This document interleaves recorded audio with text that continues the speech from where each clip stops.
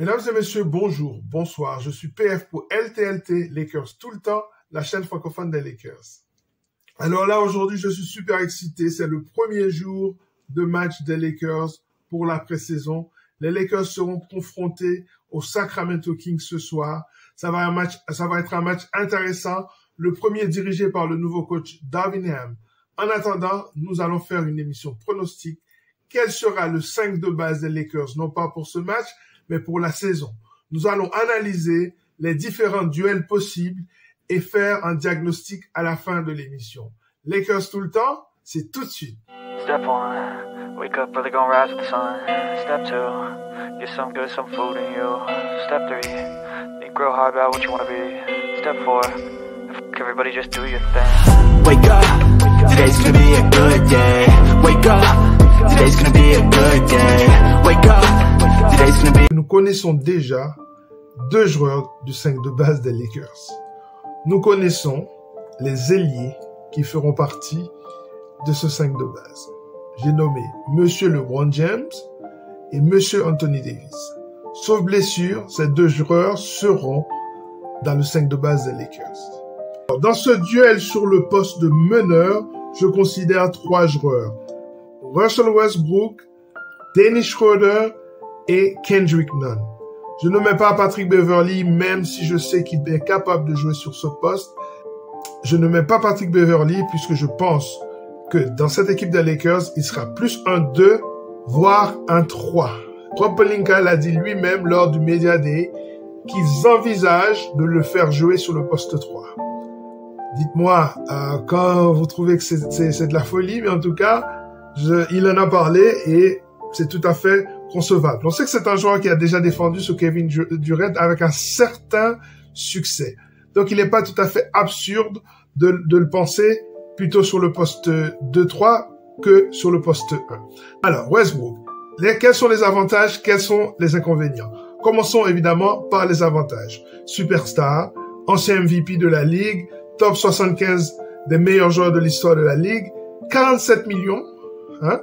Il prend 47 millions à l'année, donc c'est quand même un élément en faveur, puisque à 47 millions être sur le banc, c'est un petit peu cher. Alors, c'est un excellent joueur en pick and roll. L'année passée, il a quand même eu 7 passes décisives, donc ça reste quand même un joueur capable de mener une équipe. Au niveau du scoring, l'année passée, il a quand même mis 18 points, malgré que c'était une très très mauvaise année. Au niveau du pourcentage au tir de plein champ, donc je parle pas du tir à 3 points, il était quand même à 44%, ce qui est très bon.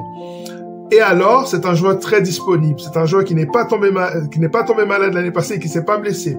Donc, la disponibilité aussi est un facteur important. Alors, au niveau des points négatifs, il y en a aussi. Perte de balles, problème de sélection de tir. Alors, la défense, j'en ai parlé tellement dans cette émission. Et aussi les 3 points, puisque nous savons que le spacing dans le 4 out, 1 in ou le 5 out, c'est très important. Et alors, les lancers francs, hein, ceci reste un problème sur les dernières années, mais on sait qu'il est capable d'avoir un meilleur pourcentage au lancer franc. Donc, le deuxième élément sur ce poste meneur, le deuxième candidat, Kendrick Nunn.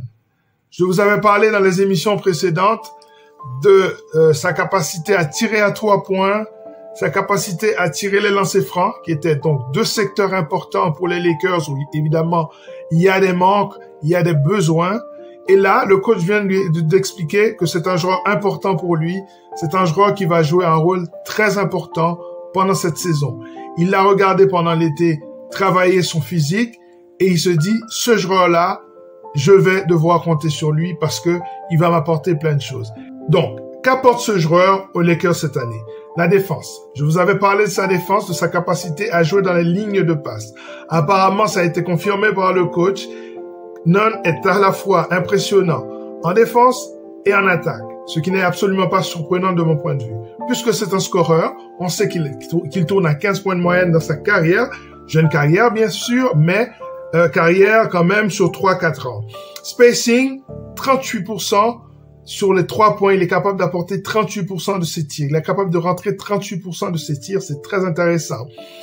Et alors, les tirs de plein jeu, il est capable de marquer à 49%. On sait que c'est un joueur qui est capable de marquer à peu près dans tous les secteurs sur le terrain.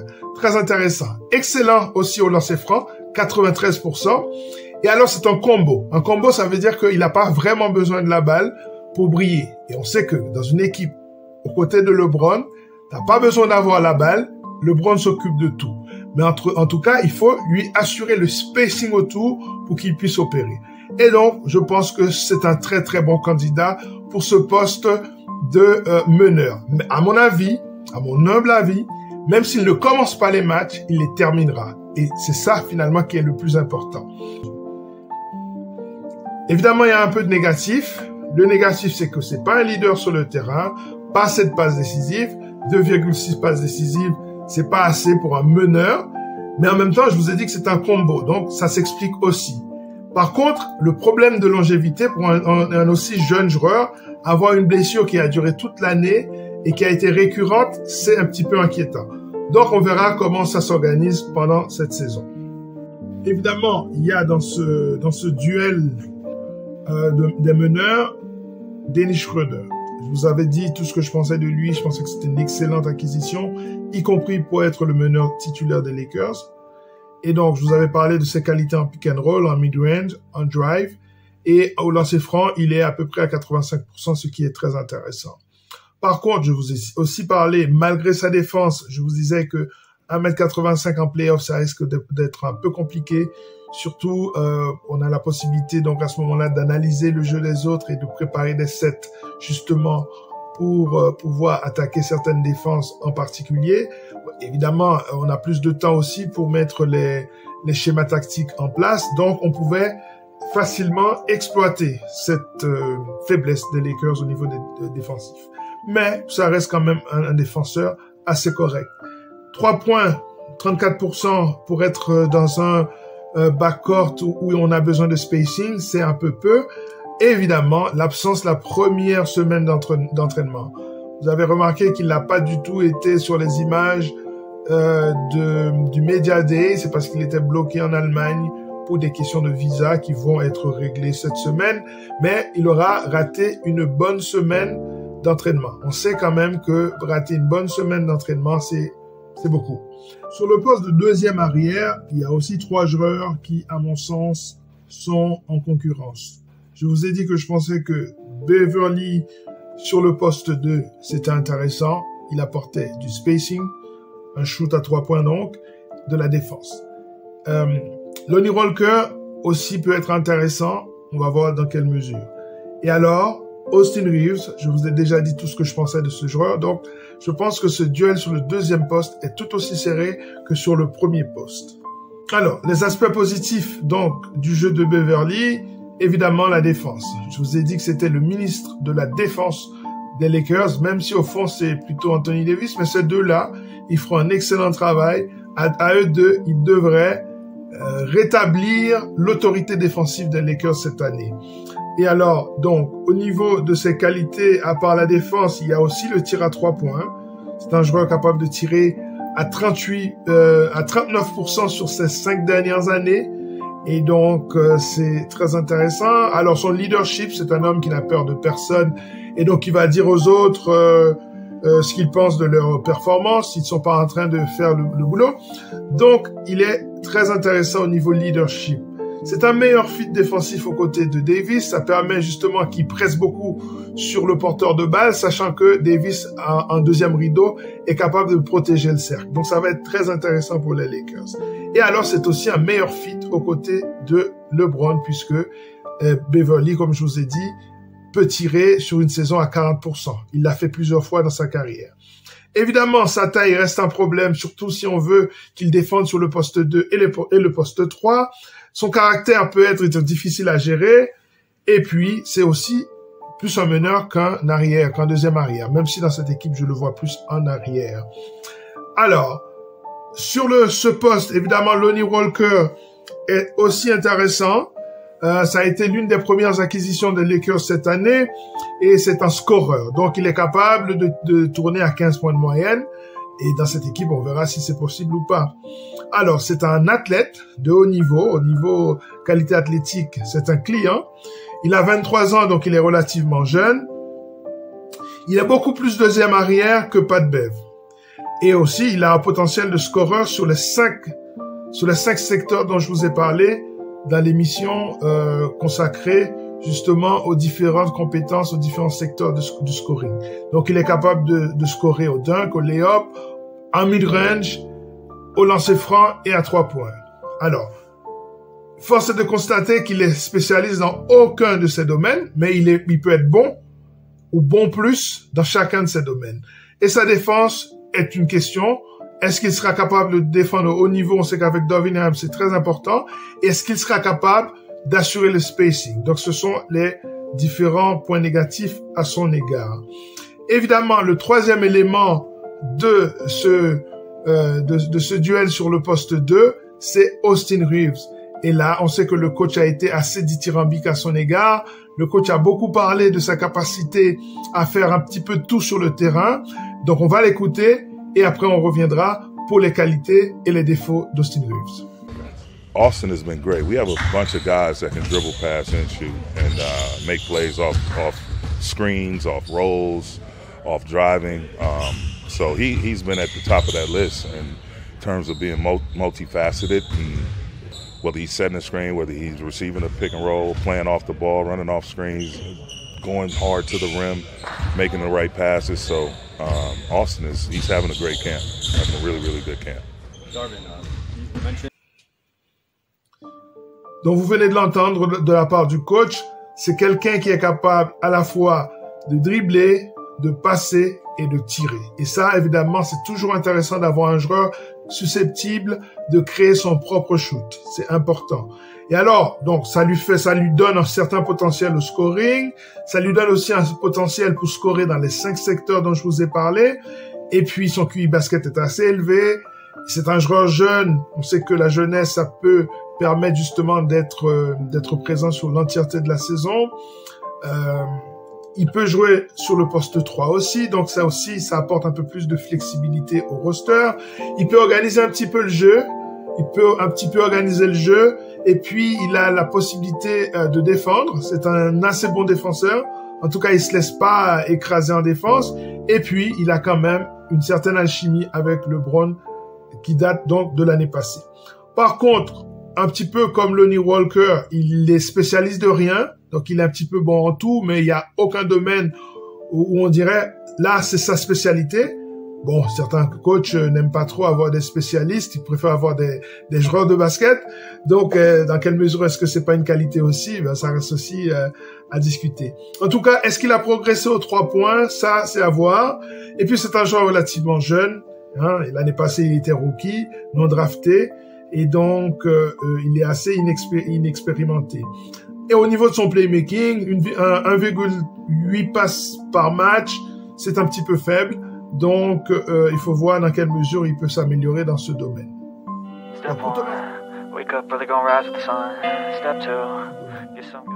Donc, pour Thomas Bryant, évidemment, ce qu'il apporte d'emblée, c'est du scoring. Ok, c'est un garçon qui est capable de tourner à 14 points de moyenne. D'ailleurs, il l'a fait en 2021, c'est juste avant sa blessure. Il est capable aussi d'apporter du spacing. Hein, on sait qu'il a déjà tiré à 43% à 3 points, c'était en 2021. C'est un joueur relativement jeune, 25 ans, donc il a beaucoup d'énergie. D'ailleurs, c'est un joueur d'énergie, c'est un joueur qui apporte énormément d'énergie et c'est un joueur qui est très précieux comme partenaire de pick and roll. Le côté négatif, évidemment, c'est la défense. C'est pas un excellent défenseur, ni au poste, ni en protection du panier. Donc, ça reste évidemment un élément négatif. Voilà. Le coach est particulièrement impressionné par les qualités athlétiques de Damian Jones. C'est un joueur qui saute, qui vole, qui court vite. Il est capable de bloquer des tirs, même si un compte par match, c'est un peu peu. C'est un bon partenaire de pick and roll, donc il est intéressant de voir comment il va être utilisé dans les phases de pick and roll. Il est aussi très intéressant pour recevoir les lobes et il apporte beaucoup d'énergie. Et surtout, dans le dunker spot, c'est un roi. C'est quelqu'un qui est capable de tourner à 67% de réussite en carrière et 95% lors de son passage aux Lakers de 2020 à 2021. Évidemment, c'était très peu de matchs, mais pendant ce petit moment-là, il a tourné à 95% de réussite à 2 points. Donc, c'est quand même pas négligeable. Évidemment, pour le négatif, c'est le spacing. Pour le 4 out, 1 in ou pour le 5 out, c'est un peu compromis. Mais on le voit, il peut être au poste, même si il est limité au niveau technique et donc limité au poste. Mais on pense qu'avec des joueurs comme LeBron qui est à la main, ça peut lui permettre d'être un danger au poste, en fait.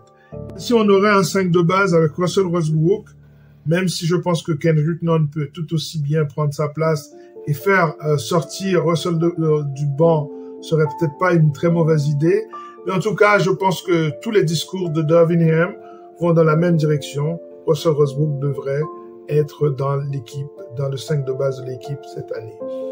Sur le poste arrière, du deuxième arrière, donc Patrick Beverley pour apporter justement du spacing et de la défense et du caractère à cette équipe. Évidemment, les deux ailiers, LeBron James et Anthony Davis. Et pour le poste de pivot, pour la question du spacing, je prendrais Thomas Bryant parce que je ne pense pas qu'on peut avoir Damian Jones dans un 5 avec Russell Westbrook.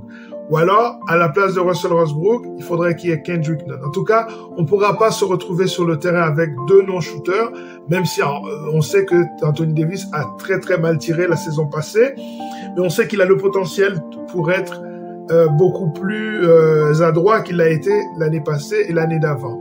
Donc, ici, la configuration pour moi est très simple. On ne peut pas avoir Russell et Damian Jones dans le même 5 de base. Ça me semble, pour le spacing, pour les ambitions du coach, ça me semble impossible.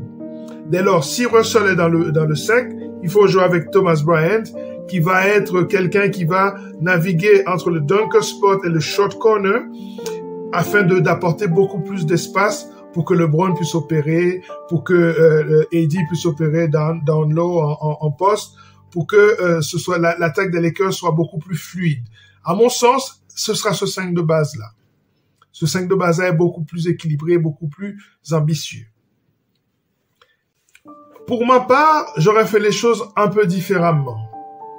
Je reste persuadé que Russell Westbrook doit sortir du banc afin d'être le leader de la deuxième unité, de la second unit.